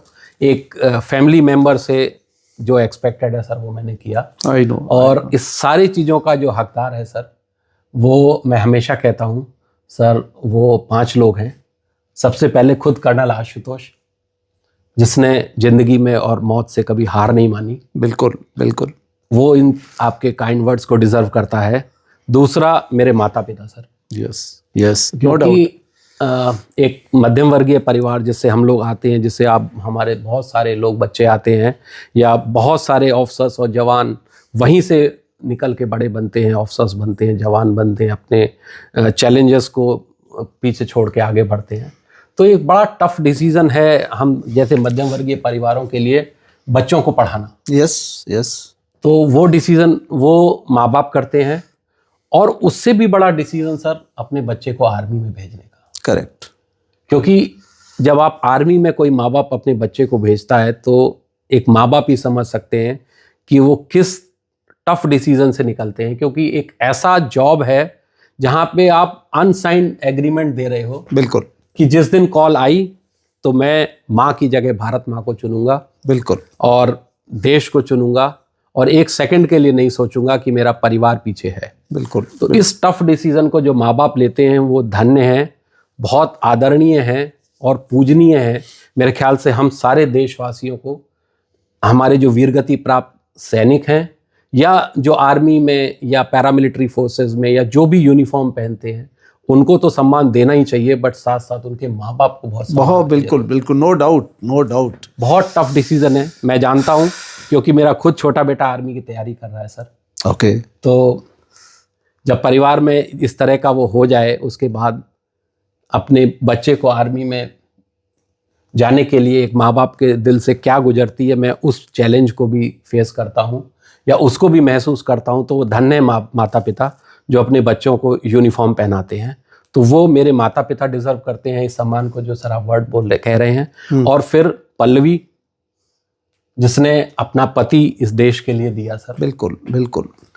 मैं हमेशा कहता हूँ कि ये जो आर्मी से मतलब मेरा हर यूनिफॉर्म के परिवार से है, कि उनकी जो फैमिली होती है वो साइलेंट रैंक है सर। बिल्कुल। जब हस्बैंड कैप्टन होता है तो वो कैप्टन की वाइफ होती है, जब हस्बैंड मेजर होता है तो वो मेजर की वाइफ होती है, और उसका प्रमोशन रैंक अपने आप लगते चले जाते हैं, जिम्मेदारियां, ओहदा बढ़ता जाता है और वो धीरे धीरे जॉब में भी इन्वॉल्व होने लगती है। एक Correct. लेफ्टिनेंट कर्नल की वाइफ, कर्नल की वाइफ, कैप्टन Yes. की वाइफ यूनिट के वेलफेयर के लिए कितना काम करती हैं, जिसके लिए उनको कोई तनख्वाह नहीं मिलती है। बिल्कुल बिल्कुल। एंड ये वही समझ सकता है, वही रिलेट आप सब लोग जो कर सकते हो, जो यूनिफॉर्म में वो बहुत अच्छे से कर सकते हैं, या जिनके परिवार में से यूनिफॉर्म में, वो इसको कोरिलेट कर सकते हैं कि क्या मेहनत एक परिवार को भी करनी पड़ती है। तो पल्लवी डिजर्व करती है सर। और पांचवा जो है वो आशु की बिटिया यस, तमन्ना, इस आप जो आपने काइंड वर्ड्स बोले उसकी हकदार है, बिल्कुल। जिसने कि अपने पापा को देश के लिए दिया है और वो अपने पापा की यादों के सहारे अब जिंदा है और वो भी बहुत मेहनत से पढ़ाई कर रही है। पर एक बेटी के लिए पिता का जाना, बिल्कुल ये भी देश के लिए बहुत बड़ा त्याग है, बलिदान है। तो ये 5 लोग सर आपके काइंड वर्ड्स को डिजर्व करते हैं। मैंने सिर्फ वही किया जो मैं जिस जगह पे हूँ, चाहे परिवार में बड़े बेटे के तौर पे या भाई के तौर पे, मैंने वही किया सर। पीयूष, एक जो बात आपने बहुत अच्छी बात जो बोली कि इतना सब कुछ होने के बाद भी आप अपने बेटे को भेजना चाहते हो और आपका बेटा जाना चाहता है, जिसने अपने चाचा को देखा और इस तरीके की वीर गाथाएं सुनी है। यहाँ मुझे एक छोटी सी बात याद आती है, यदि आप परमिट दे तो मैं ज़रा शेयर करूँ, क्योंकि कनेक्टेड है। जनरल जीडी बख्शी तो आप जानते हैं। बिल्कुल बिल्कुल सर, बिल्कुल। कई इंटरव्यूज में हम लोग साथ भी रहे। हाँ, तो उनका मैंने जब इंटरव्यू किया था तो उन्होंने बताया मुझे कि उनके माँ बाप, वो बहुत ब्रिलियंट थे अपनी पढ़ाई में, उनके माँ बाप नहीं चाहते थे कि वो आर्मी में जाए, वो चाहते थे कि ये सिविल सर्विसेज में जाए। अच्छा। और इसे पढ़ने लिखने का शौक था। उसका रीज़न ये था कि इनके जो बड़े भाई थे, आई थिंक 1971 वार, नहीं उससे पहले वार में, और ही वाज इंजीनियर अफसर समथिंग, तो माइन ब्लास्ट में he died. His elder brother died during the some operation. Okay, तो पेरेंट्स कहते थे कि यार we have already lost one this thing, you better try for civil services. Colonel GD Bakhshi का ये कमिटमेंट था। जब उनका एनडीए में सिलेक्शन हो गया, पहले तो उन्हें बताया नहीं, चुपचाप एनडीए का एग्ज़ाम दे लिया, सिलेक्शन हो गया, और फिर भी जो पेरेंट्स को साइन करना होता है ना एक एग्रीमेंट सर, हाँ, वो साइन नहीं कर रहे थे उनका। Okay, they refuse to sign. तो उन्होंने एक दिन क्या किया, रिक्शा बुलाया, सामान रखा, एंड विदाउट सिग्नेचर ही स्टार्टेड मूविंग। देन पेरेंट्स ने उनको रोका, चल भाई तू नहीं मानना है, ला हम तेरा साइन भी करेंगे, कल चला जाना। ऐसे कमिटमेंट होते हैं इंडिविजुअल्स के। बिल्कुल सर। तो मुझे अचानक जब आपने ये बात बोली तो मुझे ये याद आ गया। तो बिल्कुल सही कह रहे हैं कि सर के बड़े भाई खुद, yes, he lost it and he knew that. तो जिसका पैशन है, जिसका कमिटमेंट है, और भारत माता की जिसको जाना है तो जाना है। पीयूष, आगे बढ़ते हैं। आशुतोष को हमेशा बोलते थे कि he is the tiger of Rajbhar, forest Rajbhar, and he was a tiger, there is no denying the fact. Fearless, courageous, सब कुछ था उनमें। तो वो ऑपरेशन के बारे में बताइए कि जहां उनको ये बाकी जो उपाधि मिली इनको। बिल्कुल सर, रजवाड़ एक डेंस फॉरेस्ट है, यस, और very close to the border, और टेररिस्ट के लिए एक सेफ हेवन है, क्योंकि वो इतना घना है कि उसमें अगर एक बार कोई घुस गया तो ढूंढ निकालना बड़ा मुश्किल काम है, और हमारी आर्मी के लिए एक बहुत ही चैलेंजिंग टास्क है। बहुत सारे ऑपरेशंस होते हैं उसमें, और आशु उस एरिया में मोर देन 5 ईयर से सर्व कर रहा था। ओके। और आशु की सबसे बड़ी स्ट्रेंथ रही उसका एरिया डोमिनेशन, या उसका एरिया की फैमिलियरिटी को देखना। और मैं एनसीसी में भी इससे कोरिलेट करता हूँ। आशु मैप रीडिंग में बहुत अच्छा होता था। ओके। हाँ, जो कंपास हम होल्ड करते हैं उसमें, तो मैप रीडिंग में आशु बहुत अच्छा था। और आशु को पूरा रजवाड़ का एक एक इलाका इस तरह से पता था जिस तरह से एक टाइगर को अपने एरिया के बारे में पता हो। करेक्ट। वो पूरा उसकी डिमार्केशन करके रखता है और किसी को आने नहीं देता है। अगर कोई आ जाता है तो उसको मार के खदेड़ देता है। तो उसको चप्पे चप्पे के बारे में पता था। और कभी भी कोई इनपुट आता था तो वो एकदम उसी जगह पे पहुंच जाता था जिस जगह पे उसको बताया जाता था कि यहाँ पे टेररिस्ट का मूवमेंट है या यहाँ पे टेररिस्ट को लोगों ने देखा है। तो he was just the tiger and the protector of Rajwad and that is why he is known as Rajwad tiger. तो उस ऑपरेशन में क्या हुआ जिसमें सर ये ऑपरेशन कई दिनों से चल रहा था ओके और हमें आइडिया था। एक्चुअली आशु कभी भी इन ऑपरेशन की निटिग्रिटीज के बारे में नहीं बताता था, नेचुरली हाँ, बट एक वो मैसेज जरूर डाल देता था, व्हाट्सएप कर देता था लॉन्च्ड इस तरह से। तो हमें ये आइडिया हो जाता था कि आशु ऑपरेशन में है। वो किसी भी टाइम आ जाता था, रात को 2 बजे भी, सुबह 4 बजे भी, दिन में भी। तो हमें ये पता हो जाता था और फिर हम लोग कोई भी फ़ोन नहीं करते थे आशु को, डिस्टर्ब नहीं करते क्योंकि वो डिस्टर्ब होगा। तो और वो जब आने के बाद या तो खुद ही मैसेज डाल देता था कि मैं आ गया हूँ, या फिर वो खुद फ़ोन करके बोल देता था कि मैं आ गया हूँ। तो इस तरह से एक वो रहता था। तो हमें आइडिया था कि एक ऑपरेशन चल रहा है और आशु ने बताया कि भैया हमारी 1 मई को उससे बात हुई। 1 मई को उसने दोपहर में कुछ फोटोग्राफ्स भेजी। 1 मई 2020 सर 1 मई 2020 को। और जो 1 मई है वो जो 21 राष्ट्रीय राइफल है उसका रेजिंग डे होता है। ओके हाँ, 1 मई 1994 को ओके 21 राष्ट्रीय राइफल का गठन हुआ। ओके ओके तो 1 मई 2020 को जो था 25 ईयर्स कंप्लीट हुए थे। तो एक क्लिप जो घूमती है जिसमें वो डांस वांस कर रहे हैं, ये उसी टाइम? हाँ बिल्कुल, ये उसी टाइम की क्लिप है। उसी टाइम की क्लिप है। और आशु ने दोपहर में हमें कुछ फोटोग्राफ्स भेजी। और उस टाइम पे फर्स्ट लॉकडाउन था कोविड का। ओके। तो नॉर्मली तो आप जानते हैं सर कि जो भी यूनिट का रेजिंग डे होता है वो एक बहुत बड़ा इवेंट होता है। एब्सोल्युटली। जिसमें कि रिटायर्ड ऑफिसर्स, जवान और सर्विंग ऑफिसर्स सब बुलाए जाते हैं। कई दिन तक इवेंट चलता है, जवानों का बड़ा खाना होता है, अलग अलग तरह के प्रोग्राम्स होते हैं, फैमिलीज भी आती हैं। तो बहुत एक मोमेंट ऑफ प्राइड होता है और एक बहुत सेलिब्रेशंस होती हैं। बट क्योंकि उस टाइम पे लॉकडाउन चल रहा था तो आशु ने बोला कि भैया इस साल हम लोग कुछ नहीं कर रहे हैं। और आशु ने कुछ फोटोग्राफ्स भेजी जिसमें वो हवन कर रहा है। और फोटोग्राफ्स भेजी मुझे व्हाट्सएप की। तो मैंने एक ही लाइन लिखी, doing puja in uniform a dream come true. Absolutely. कि आज वो तेरा सपना पूरा हो गया जिसके लिए तूने इतने साल जंग लड़ी थी, 6.5 साल तूने तपस्या की थी। आज उस हवन की आहुति दे रहा है यूनिफॉर्म में पहन के, तो वो तेरा सपना पूरा हो गया। करेक्ट। फिर उसके बाद आशु का फोन आया तो हम सब ने उसको विश किया रेजिंग डे का। उसको उसके जवानों को फैमिलीज के लिए, ऑफिसर्स की फैमिलीज के लिए, जवानों के सबके हमने विश किया। और मम्मी से भी बात करी उसने, मेरी वाइफ से बात करी, हम सब ने उसको विश किया। और आशु ने बोला कि भैया अभी ये ऑपरेशन कुछ दिन और चलेगा। हमने रात फायर फाइट में 1-2 टेररिस्टों को घायल कर दिया है, पर वो जंगल में छुपे हुए हैं। तो अभी ये ऑपरेशन चलेगा, मेरे बंदे भी अभी उधर ही रहेंगे और मैं भी उधर ही रहूँगा। ये हमारी लास्ट उससे कम्युनिकेशन 1 मई को दोपहर को हुआ था। Okay okay. 2 मई की ये घटना है सर। 2 मई को दोपहर के आसपास उसको कुछ इनपुट मिला। ये ऑपरेशन तो रजवाड़ में चल ही रहा था। ओके। बट उसको इनपुट मिला कि वहाँ के पास में एक गांव है चंगी मुल्ला। ओके।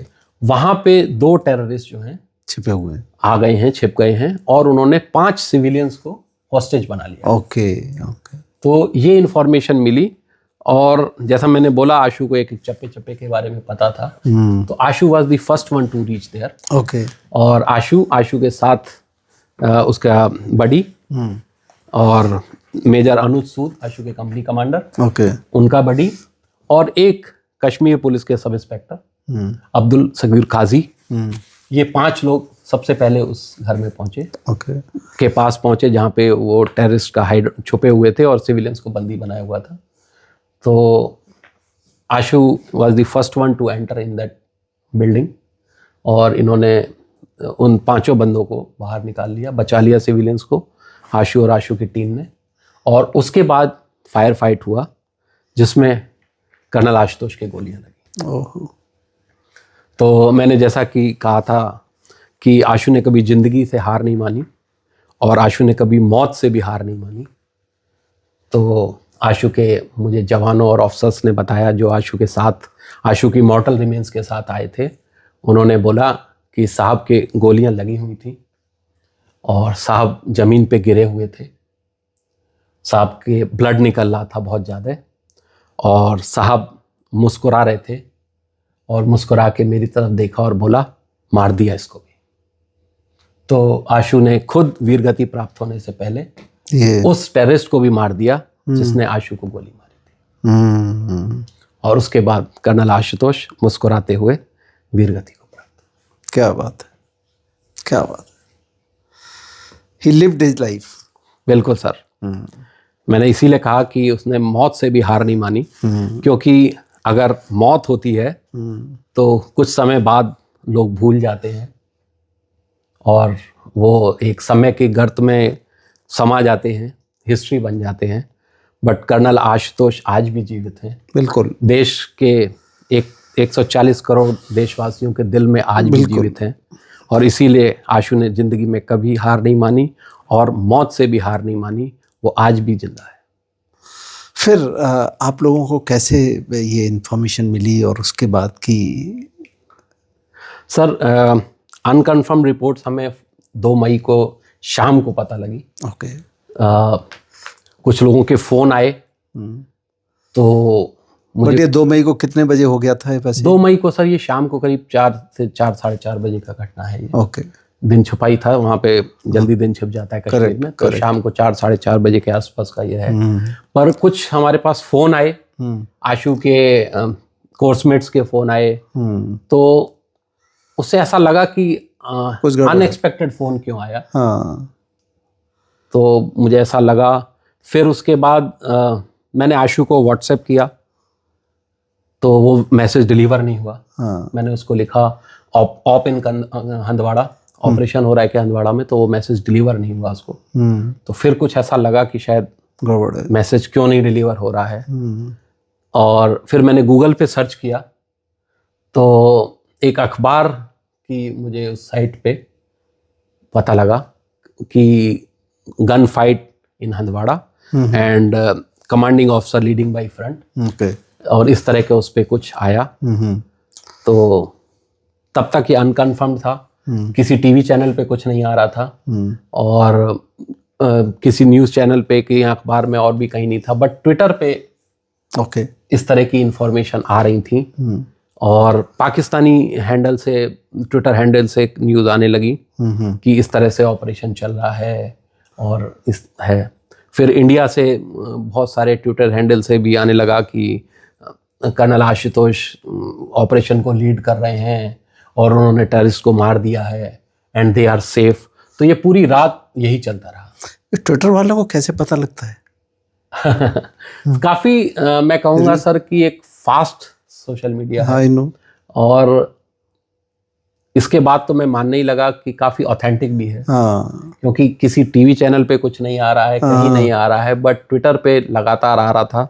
और उसके बाद मैं, मेरा पूरा परिवार, मेरे दोनों बेटे, मेरी वाइफ, उधर पल्लवी, उसकी बिटिया, हम सब रात भर इन्हीं सोशल मीडियाज़ पे, खासकर ट्विटर पे इसको देखते रहे। कभी न्यूज़ आती थी कि कर्नल आशुतोष और उनकी टीम वीरगति को प्राप्त हो गए हैं, कभी आता था नहीं वो बच गए हैं। तो इस तरह से विरोधाभास खबरें आती रहीं और सुबह होते होते फिर हमें आर्मी चैनल से कंफर्मेशन आई कि कर्नल आशुतोष अपनी टीम के साथ वीरगति को प्राप्त हो गए हैं। और थोड़ी देर बाद फिर ये सारे न्यूज़ चैनल्स पे भी न्यूज़ फ्लैश होने लगी और तब हमें पता लगा कि कर्नल आशुतोष देश के लिए वीरगति को प्राप्त हो गए। So then, though one side it is a very proud moment, at the same time it's a biggest loss of life for the family, for the parents, for the brother, for the wife, for the children. आप तो मतलब उस situation में थे. Would you like to share कि how did you handle that situation that day? Sir बड़ा challenging time था। I know. एक तरफ तो परिवार को संभालना, क्योंकि परिवार का सबसे बड़ा मेल मेंबर ही मैं था। करेक्ट। मेरे फादर साहब 2011 में नहीं रहे, तो पूरे फैमिली को संभालना और साथ में पूरे देश की भी जिम्मेदारी थी सर। बिल्कुल।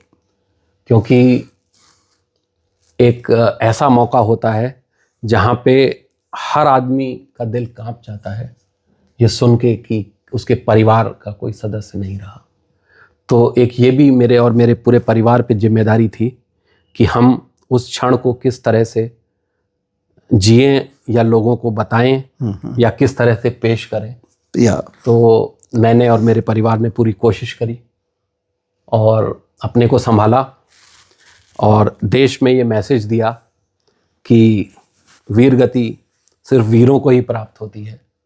बड़े सौभाग्यशाली होते हैं वो लोग जो माता भारत माता की गोद में सोते हैं। करेक्ट। हालांकि परिवार के सदस्य को खोना, अपने भाई को खोना जो कि आपसे सिर्फ 1 साल 5.5 महीने छोटा है और कहने के लिए भाई है, वो तो बचपन का मेरा दोस्त था। करेक्ट। तो उसको खोना एक बहुत ही मेरे लिए चैलेंजिंग था, बहुत ही सदमे का भी वक्त था, बट उसके साथ साथ एक प्राइड का भी मोमेंट था। करेक्ट।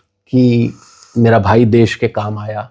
जिस नेक काम के लिए उसने यूनिफॉर्म पहनी थी, जिस सपने को देखने के लिए उसने पूरा करने के लिए यूनिफॉर्म पहनी थी, आज उसके सर्वोच्च बलिदान को उसने दिया है। और जब उसका ये मैसेज डिलीवर नहीं हुआ था ऑपरेशन इन हंदवाड़ा और रात में उसकी न्यूज़ नहीं आ रही थी, तो रात को 2-2:30 बजे करीब मैंने उसको कुछ लाइनें व्हाट्सएप की जो आज तक डिलीवर नहीं हुई। और वो लाइन इस तरह से थी कि फानूस बन के जिसकी हिफाजत खुदा करे, वो रोशन वो दिया क्या बुझे जिसे रोशन खुदा करे। क्या बात। और वो तब तक जो कर्नल आशुतोष की रोशनी है वो 140 करोड़ देशवासियों के दिल में जल चुकी थी सर। बिल्कुल। तो ये मैंने लास्ट व्हाट्सएप कर्नल आशुतोष को किया। तो इस तरह से मैंने और मेरे परिवार ने सर संभाला और हमारे लिए, पूरे परिवार के लिए गर्व का वक्त है, गर्व की बात है कि वो देश के काम आया। और आज कितने सारे देशवासी उससे मोटिवेट होते हैं। I know. मुझे बहुत ही अच्छा लगता है। कल ही एक बच्चे ने मुझे अपनी यूनिफॉर्म में फोटोग्राफ व्हाट्सएप की। वो कर्नल आशुतोष के बाद मेरे से कई सारे सोशल मीडियाज पे जुड़ा हुआ था। उसने मेरा इंस्टाग्राम लाइव भी किया था। वो डिफेंस एस्पिरेंट था, डिफेंस एस्पिरेंट है वो, और वो आर्मी की तैयारी कर रहा था और वो भी रिजेक्ट हो रहा था। और कल उसने मुझे अपनी यूनिफॉर्म में फोटोग्राफ भेजी। ओह। और देखिए, इसको कहते हैं पवित्र आत्मा, इसको कहते हैं हुतात्मा जिसे कहते हैं, कि कर्नल आशुतोष ने उसको इतना मोटिवेट किया कि आज वो ब्रिगेड ऑफ द गार्ड्स में ही कमीशन हुआ है। अरे क्या बात है। और 8 तारीख को वो पास आउट हो रहा है। क्या तो उसने मुझे ब्रिगेड ऑफ द गार्ड्स की यूनिफॉर्म में अपनी फोटो भेजी।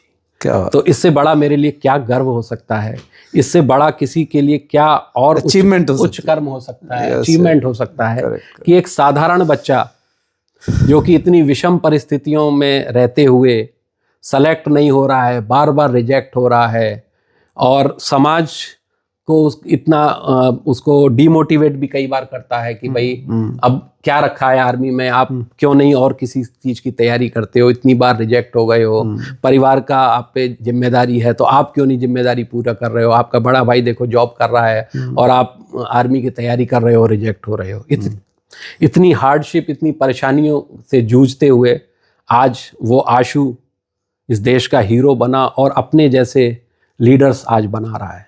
करेक्ट। तो बहुत ही उच्च कर्म है उसके आशु के।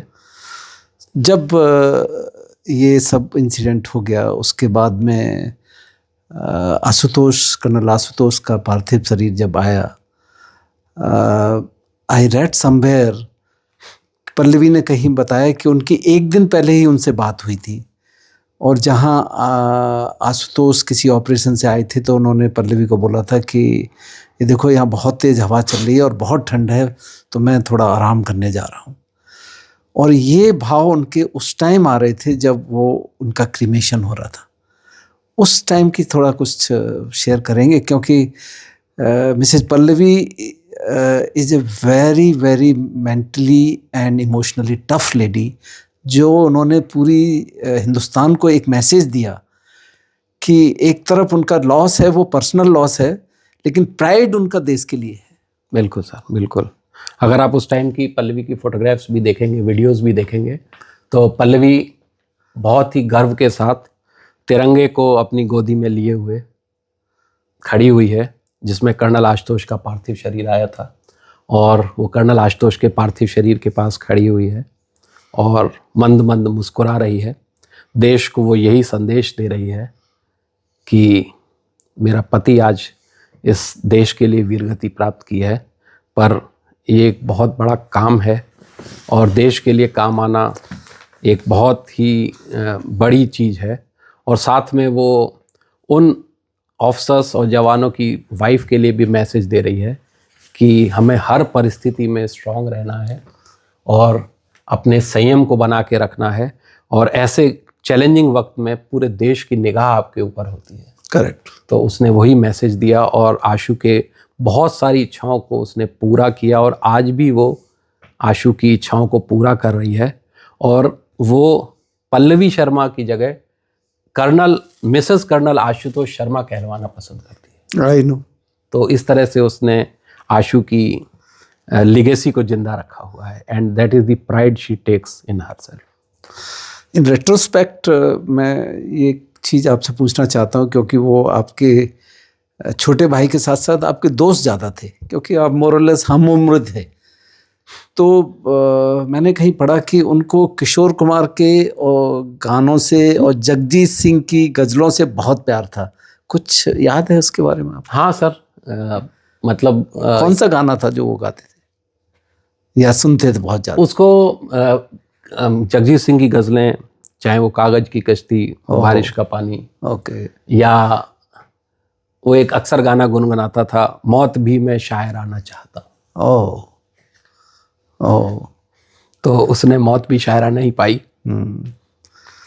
तो किशोर कुमार के गाने, चुलबुले गाने, उनको गाना, उनके साथ साथ एक्टिंग करना उसको बहुत पसंद था। मैंने बताया ना, द बिगेस्ट स्टोरी टेलर मैंने जो अपनी ज़िंदगी में देखा है वो कर्नल आशुतोष है। और उसकी स्टोरी को बताना मेरे लिए बहुत ही टफ होता है, बहुत ही जिम्मेदारीपूर्ण होता है, और मुझे बहुत ही उसके लिए तैयारी करनी पड़ती है कि मैं जो बिगेस्ट शोमैन जो मैंने देखा उसकी लाइफ को आप लोगों के सामने लाने के लिए। तो उसको बहुत गज़ल, किशोर कुमार के गाने, नौटी गाने, उसके चुलबुले गाने, सारे गाने उसको पसंद थे। और इसके साथ साथ बहुत सारे मोटिवेशनल सॉन्ग, हम लोग का बचपन जो है वो परमवीर चक्र सीरीज को देखते हुए, सीरियल को देखते हुए गुजरा, और जहाँ पे शान तेरी कभी कम ना हो ए वतन, ये गाना हमें बहुत अच्छा लगता था और टीवी पे हम लोग देखते थे इस गाने को। इस सीरीज़ को पूरी देखी, बॉर्डर मूवी को देखना।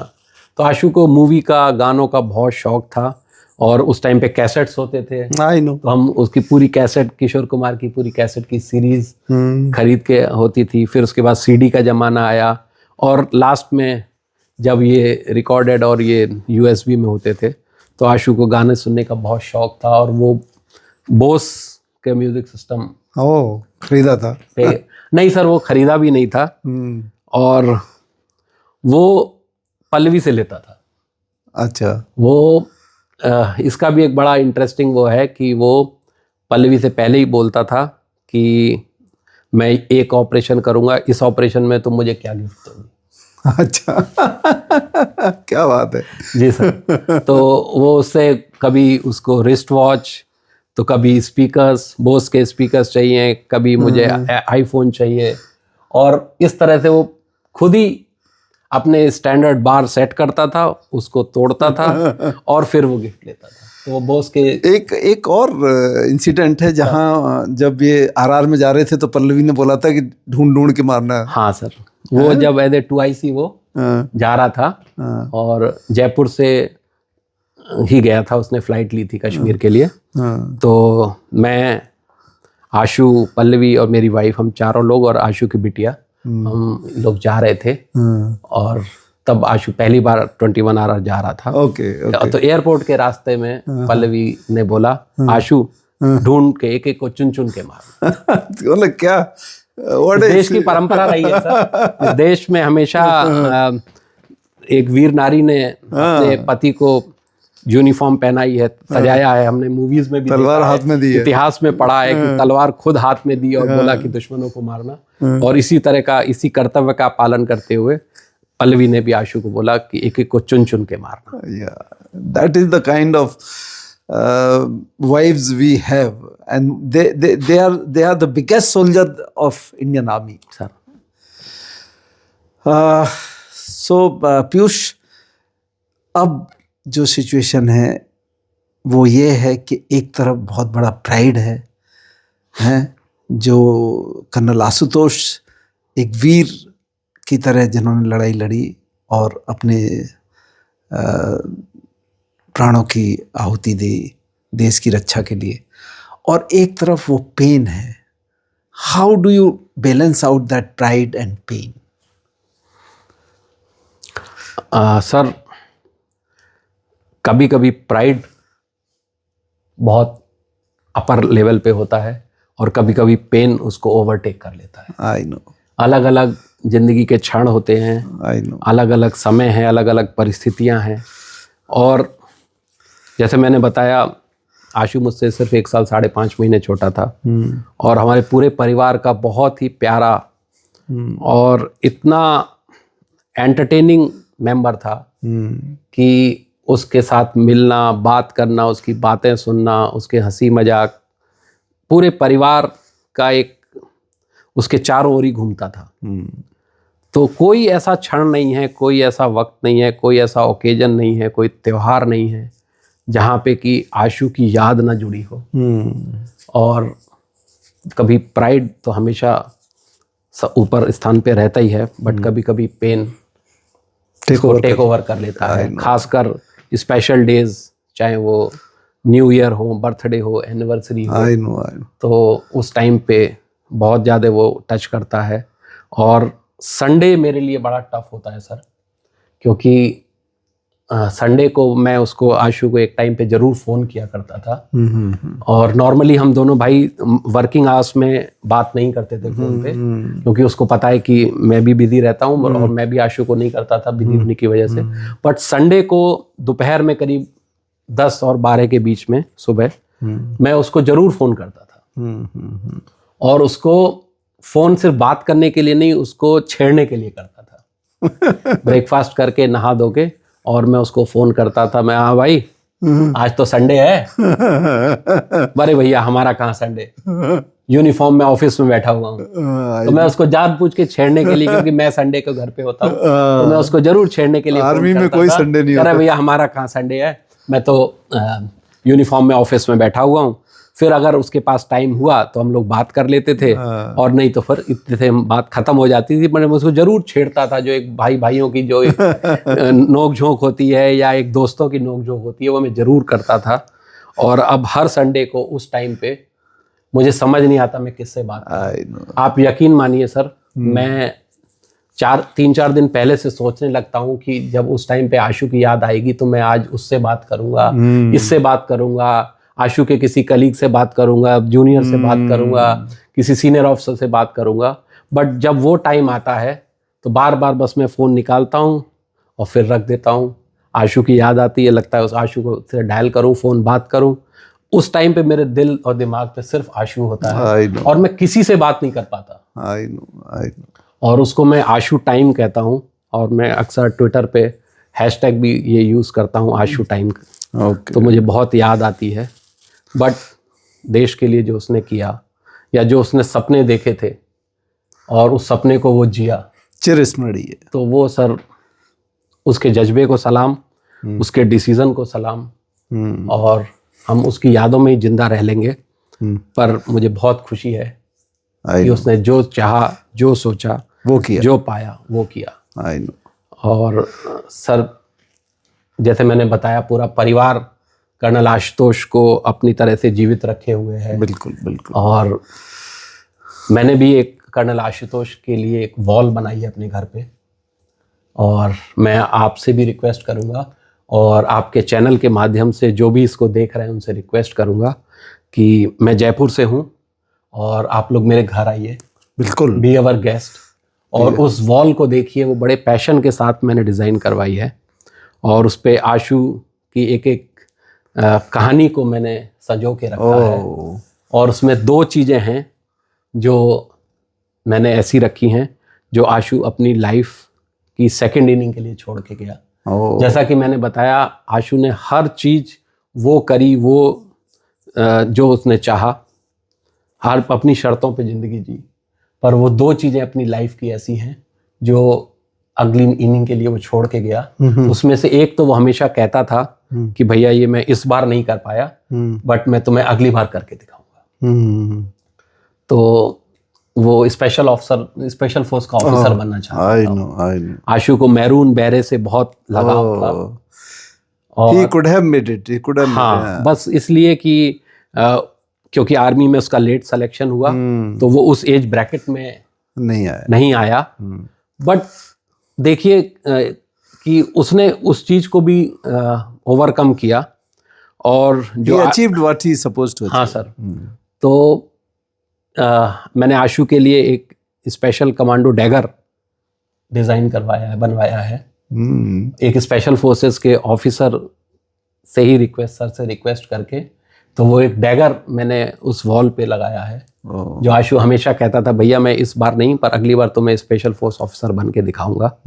इनफैक्ट जब वो 13वीं बार लास्ट बार भी इंटरव्यू देने गया, तो जो इंटरव्यूइंग ऑफिसर था उन्होंने यही पूछा उससे कि Ashu I can see your file, और इतने बार तुम रिजेक्ट हुए हो, ऐसा क्या है जो तुम आर्मी में आना चाहते हो? तो बाय चांस या कोइंसिडेंटली वो ऑफिसर खुद भी स्पेशल फोर्स के ऑफिसर थे। तो आशु ने उनकी मैरून बेरे जो रखी हुई थी उनके टेबल पे की तरफ इशारा करके बोला, सर दिस मैरून बेरे अट्रैक्ट्स मी अ लॉट। ये जो आपकी मैरून बेरे है, कैप है, मुझे बहुत अट्रैक्ट करती है। क्या बात। And then he got selected, उसके पैशन को देखते हुए, उसके हार्डवर्क को देखते हुए। तो वो मैंने डैगर उस वॉल पे लगाया हुआ है। दूसरा, उसको गाड़ियों का बहुत शौक था। अच्छा। आशु को शुरू से बाइक का, कार का बहुत शौक था, और वो मुझे वहाँ से हंदवाड़ा से रात में जब वो किसी ऑपरेशन में कहीं अपने ऑफिस में बैठा हुआ है या रात को नेट सर्फ कर रहा है, तो मुझे वो लेटेस्ट मॉडल की गाड़ियाँ, SUV, Mitsubishi Pajero, Range Rover, Land Cruiser, इन गाड़ियों के नए नए मॉडल जो लॉन्च हो रहे हैं या आगे होने वाले हैं 1-2 साल में, उनकी फोटोग्राफ्स भेजता था वो, और कहता था भाई देख तुझे ये लेके दिखाऊंगा। कह रहा है कि मैं अभी ले लूँगा तो मैं यहाँ पे पोस्टेड हूँ कश्मीर में, तो गाड़ी खड़े खड़े ख़राब हो जाएगी, उसका मॉडल पुराना हो जाएगा, तो मैं एक बार कमांड कंप्लीट कर लूँ, उसके बाद मुझे लेनी है, बट मुझे SUV लेनी है। तो पर वो अपना इस सपने को देश के लिए न्यौछावर कर गया, and he could not purchase that vehicle. तो मैंने उसी सपने को उसको पूरा करते हुए आशु के एक फ्रेंड से US से और जीप रूबिकॉन का स्केल मॉडल मंगवाया है। और वो उस वॉल में उस जीप रूबिकॉन को भी रखा हुआ है, जो आशु की फ्यूचर गाड़ी थी। अरे क्या बात है, क्या what a passion, what A love for each other, and hats of. Thank you. Piyush, आपने प्राइड और पेन की बात की, but right now we are full of pride. Sir. And my viewers are also full of pride only. You too are full of pride. जाते जाते हमारे viewers को बताइए कि एक छोटी सी जिंदगी में हम कभी लोग जो है ना, छोटे से सेटबैक से परेशान हो जाते हैं, कुछ उल्टा सीधा कर देते हैं, जिंदगी के दूसरे रास्ते पे चले जाते हैं।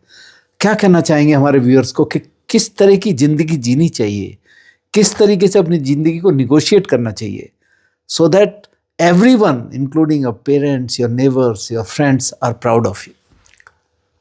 देखिए, हमारे जो पेरेंट्स हैं सर, आप भी मानेंगे, आप भी पेरेंट हैं, मैं भी पेरेंट हूँ, और हम सब मध्यम वर्गीय परिवार से आते हैं। Yes. और मैं जो मानना है, या कर्नल आशुतोष का अगर आप फेसबुक पे भी जो पोस्ट देखेंगे एक आशु की, तो उसमें जब हमारे फादर साहब नहीं रहे और उनकी पहली बरसी थी, तो आशु ने फेसबुक पोस्ट किया है कि पापा, मैं कभी भगवान से नहीं मिला, पर मैंने आपको देखा है, और मैं आपसे प्रॉमिस करता हूँ कि जब मैं आपसे ऊपर मिलूँगा, तब तक मैं इतने ऊंचे काम कर चुका हूँगा कि आप मुझे गर्व से अपनी छाती से लगा। अरे क्या बात। और आज वो पापा के साथ स्वर्ग में है, और उसने पापा को जो वादा किया कि मैं आपका इतना नाम करूंगा या ऐसे काम करूंगा कि आपको मुझ पे गर्व हो, उसको पूरा किया। तो मेरा ये कहना है कि जो हमारे माता पिता हैं वो जीवित भगवान हैं। करेक्ट। हमने किसी देवी देवता को, भगवान को तो नहीं देखा मुस्कुराते हुए, खुश होते हुए, पर हाँ अपने घर में अपने माँ बाप को जरूर खुश होते हुए देखा है। बिल्कुल बिल्कुल। उनकी सेवा करें, पूजा करें, जीते जागते भगवान हैं। कहीं मंदिर मस्जिद कहीं जाने की जरूरत नहीं है। They are the living god we can see in our life. Absolutely. उनकी पूजा करें, अपने ड्रीम को चेज करते रहें तब तक कि जब तक आपको वो ना मिल जाए। मेरे फादर साहब हमें सिखाते थे, एक उन्होंने लाइन खींची ब्लैक बोर्ड पे, ओके। बोला कि बेटा इस लाइन को बिना मिटाए कैसे छोटा कर सकते हो। हम दोनों भाई देखते रहे उनकी तरफ कि कैसे, कि नहीं इसको आपको रब नहीं करना है, कुछ नहीं करना है, कैसे छोटा करो। फिर उन्होंने उस लाइन के बराबर में एक और बड़ी लाइन खींच दी, बोला देखो अब ये लाइन छोटी हो गई। That is the way. तो ये हमारे पेरेंट्स ने हमें सिखाया। तो बस जिंदगी यही है, एक लाइन खींचो, उसके बराबर में दूसरी बड़ी लाइन खींच दो, फिर उसको छोटा कर दो, फिर उसके बराबर में एक बड़ी लाइन खींचो और उसको छोटा कर दो। एम्बिशन। और आगे बढ़ते चले जाओ, अच्छे काम करो, अच्छे हैबिट्स को इनकलकेट करो, माँ बाप की सेवा करो, देश को प्यार करो। कोई ऐसी चीज़ मैं आपसे नहीं कह रहा जो कि बहुत टफ हो, वही कर रहा हूँ जो मैं प्रैक्टिस करता हूँ या कर्नल आशुतोष ने प्रैक्टिस करी। Piyush, with these words of wisdom, thank you so much that you have taken so much of pains and you have taken so much of time to come and converse with me. And हमारे viewers से इतनी आपने Ashutosh, colonel Ashutosh की इतनी सारी life की learnings हमारे viewers से शेयर की, और आपने अपने जिस तरीके से भाई को लीगेसी को आगे बढ़ा रहे हैं, ये कमेंडेबल है। और जो आप प्राइड है उसमें पेन भी है, उसमें एक मासूमियत भी है और सच्चाई भी है, ट्रांसपेरेंसी भी है, सब कुछ है।